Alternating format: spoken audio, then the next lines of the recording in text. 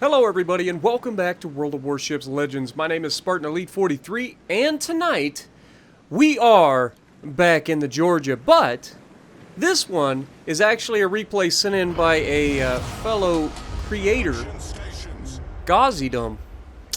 You guys might know him as GauzyGaming. Now, Gauzy is a great guy. I've streamed with him on multiple occasions. I've jumped over to his streams and just streamed with him for a couple hours each time. It's a lot of fun. And so if you guys are interested, I'll leave a link to his channel down in the description down below. Go over, give him a shot, and see what you guys think of him. I call him Angry Grian because that's what he reminds me of. If you watch any Hermitcraft episodes with Grian, dude sounds just like Grian, except he gets a lot angrier, which is great. But yeah, so anyway, Gauzy here is in the Georgia, which you guys know I love me some American battleships. And so I'm looking forward to a fantastic replay from Gauzy in the Georgia. Now, right off the bat, you'll notice that there's only 4 destroyers in this match, which is great. I mean, I wish I could get these once in a while. And he's not alone. He's got 2 partners in this match as well, which is always a plus. You've got another battleship to help tank rounds, and you have a cruiser. Assuming it's a radar cruiser. I didn't really get a good look at it, but I'm assuming it's going to be a radar cruiser. Most divisions usually have a good radar cruiser in them for, you know, the expected destroyers, you know, that are going to be abound. But anyway, Gauzy's measuring up this Atlanta. Now, an Atlanta versus 18-inch guns is overkill. You're almost always going to overpin them unless they're angled, but yes, it's almost always going to be overpinned. The Atlanta literally can be overmatched by 203mm guns. That's 8-inch guns for those of you who use the Imperial, you know, instead of metric. But yeah, 8-inch guns can overmatch the Atlanta's hull, meaning right through the front you can Citadel the crap out of them in any heavy cruiser. It's ridiculous. But battleships struggle to Citadel an Atlanta, and you can see that Gauzy is now not necessarily focusing the Atlanta and looking at a much juicier target of a broadside Georgia. Now it appears to be a Shimakaze right there on the other side of that island, but you cannot pass up an opportunity to reach out and smash a fellow Georgia when he's broadside. You're not going to ask for much of a better shot, and those look beautiful. And sure enough, they are, giving you a nice 16,000 damage salvo. And unfortunately, our team loses the first ship. Now, obviously, we got a GK on our left, we've got the Georgia on the right, we've got the Atlanta over there on the right, we have a Shimakaze, close range, middle of the map. So, things could go south in a real big hurry for Gauzy if he's not careful. And that's when the Atlanta does something that he really shouldn't have done, which is show himself. And now the Shimakaze is also showing himself, which may actually buy the Atlanta a little bit of time. If anybody knows of anything that they would rather shoot than a Atlanta, it'd definitely be a Shimakaze. You get a chance to shoot a Shima, you take it. Period. I don't care who you are. I don't care what ship you're in. If a Shima's available to be shot, you shoot it. Why? Because each one of these torpedoes is capable of 23,000 damage, and it looks like we're going to be able to avoid those. Gauzy, keeping his head on a swivel, doesn't let himself get touched most inappropriately by those Shima torps. Now, he gets a shot out at the Bismarck, and we're not doing bad. We're up to 41,000 damage, but, you know, it's in the Georgia, you don't really expect a Georgia to be sitting in the middle of the map like this, even on a map like Atlanta. And now we've got a beautiful look at a broadside of a Yami, and this could be juicy, folks. Not gonna lie. Oh, and that's not bad. That dispersion's not bad. There's quite a few rounds looking good, and he gets 1.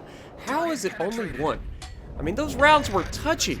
It looked like he was going to get a smash. I mean, he still smashed the guy, don't get me wrong. That Yamato right now is going, what the heck was that? And he's starting to look around. But unfortunately for Yami, he's not the only one with 18-inch guns that have a 25-second reload. The Georgia does as well, and this dispersion not nearly as good, but still looks solid. And, of course, that's the one that gives him 3 Citadels and a depth strike on a broadside Yami. You love to see it. You absolutely love to see that. And like I said, that wasn't even the best dispersion. It was kind of wonky. But those are the ones that seem to reward you the most. I don't know what it is about this game, but those are laser beams. And, of course, those are less than ideal. It's weird how that works. It's like when you get amazing dispersion, you get nothing out of it. And then you get the worst dispersion on the planet, and somehow that's the one that the game is like, yes, Death Strike. That's just how it goes. But 2 legendary battleships go down just like that. Like, just instantaneous, just removal from the game. And they've got nobody to blame but themselves, sitting broadside to everybody on the enemy team. Now, that being said, Gauzy's got to be careful here. As he reaches out and touches that man in the Massachusetts for a Citadel and punches him in the mouth. And just like that, I mean, we went from having a ho-hum first 5 minutes to just dominating.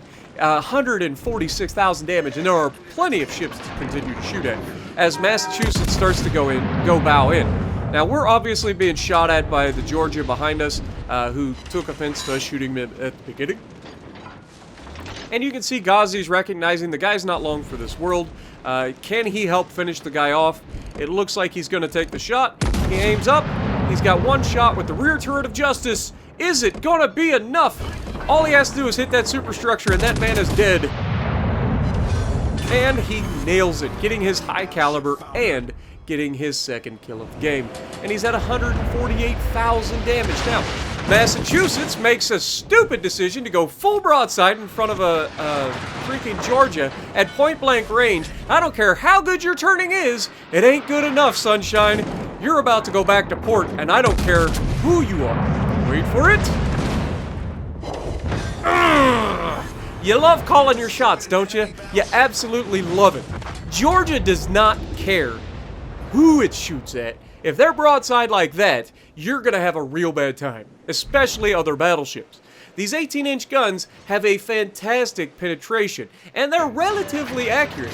They're not necessarily always railguns, but they're usually pretty solid. And if you're dumb enough to go broadside in front of it, I don't care if he's shooting at somebody else or not. If you go broadside in front of an 18-inch gun, or any battleship for that matter, you deserve what you get. You deserve to be sent back to port very quickly. But you'll notice that things have not gone well for Gauzy's team. He's down by 1 ship. Both teams still have a destroyer, but he's the only battleship left on his team, and there are no cruisers left on his team, meaning his teammates kind of got obliterated, and that's unfortunate. Now, Gauzy got very fortunate being broadside to a Bismarck, and I guess if there's ever a battleship that you don't mind being broadside to, it's probably a Bismarck. But you don't want to play with that RNG, because with all of the penetration angle buffs and the, the dispersion buffs that the Bismarck has received over the past 3 years, it's not as bad as it used to be, and it will reach out and touch you. And you don't want to do that. You don't want to die to a Bismarck, especially in a situation like this. You've done really well at conserving your hit points. It's late game. You have a very real opportunity to cap a base and give your team a chance to go up 2 bases to 1 and guarantee the win if your destroyer can run away. Now, there's only 6.5 minutes left, so things are about to get busy. Now, this Bismarck... Yeah, I know, right? Busy, Bismarck, you got it? Okay. Well, had to explain it for the slower of us out there, okay? Some people need jokes explained to them because they don't quite understand, like you and I. But for the rest of us, we got the joke. Anyway, we've got an Otago out here that's a very real danger to our destroyer. Fortunately, our destroyer doesn't seem to be pushing his luck. He's trying to spot, but also trying to stay back. Now, Bismarck is a very real threat, but Bismarck is not coming around the corner, which is perfect because this allows Gauzy to capture this base. And like I said, that puts our team at the advantage of a 2-to-1 in our favor. Okay, 2 bases to 1. That's huge. That means we're going to be gaining points over the enemy. That means even if Gauzy dies to the destroyer, within the next 2 minutes, his team could still win just by his destroyer living, which is huge. So do not underestimate this base cap right here. It could be the key to victory. Now, Gauzy recognizes that he's still spotted. There's only one thing that could be spotting him and not being spotted at the moment. The cruiser is still over in the smoke capturing the base, clearly, and they just captured it. And the destroyer is obviously spotting him. Now, we know that this destroyer is a Shimakaze, right? I'm fairly confident. Maybe the Shima died, I don't know. But I'm fairly confident it's a Shimakaze, so you cannot afford to take any torpedoes from that man. So he goes bow in towards the perceived torpedo threat to get ready for the inevitable, and there's 5. Wait for it. I'm sure there will be a few more coming this direction. Battle ends in 5 minutes. Any moment. Now, the good news is, or the bad news for Gauzy is, he didn't spam all of his torpedoes at once. He's actually paying attention and trying to catch Gauzy. There's the second set of torpedoes, which means that this is most likely the Shimakaze from earlier that we had spotted. So that is the second. We can expect a third, and since they are getting closer and he is now turned in and guaranteed to be at least in a position to attack with the torpedoes without being able to maneuver out of the way, I could assume that the last set is going to be absolutely devastating if he cannot get his ship moving. And that's when the Bismarck comes around the corner. Now, he was ready for him. He gets a good shot at the Bismarck. The Atago makes himself available. Now, this is where Gauzy understands prioritizing targets. He can't shoot the destroyer because he can't see the destroyer. However, he can help his destroyer by taking out the one ship that is almost a... Oh, never mind. Shimakaze, ho! Wait for it. No! No, not like this, Gauzy. Not like this. We can't have this. You cannot do this to us, Gauzy. This is a great game, and we get the close quarters on the Shima, but did he get his last set of torpedoes away? Remember, he only launched 2 sets at us, so you can almost guarantee there's at least one more set headed in your direction. And that's if he hasn't already reloaded the others, and he completely flubs the torpedoes. Completely. I have no idea who he was launching those torpedoes at, but clearly he was wrong. Now, Bismarck is charging him, and this is where Gauzy needs to be thinking. Again, prioritize targets. Bismarck is not that big of a threat. He's bow tanking the Bismarck. So, in my mind, here's what I'm going for. I'm going for the kill on the Atago to help secure that, and then I'm also going for the ram on the Bismarck. That is my play that I would go in this situation. And as you can see, the Atago just took a torpedo from the Kleber. Absolutely huge swing here. Is Gauzy going to get his guns loaded before these two meet in the middle? It looks like he is. Is he going to get a double strike to finish the game? He takes the shot at the Atago as the Bismarck. Oh, scrapes him. And down they go, giving him the Kraken. Is the shot going to be beautiful? Yes, it is, but no! He gets robbed. He gets a shot and gets one overpin, and the Atago lives.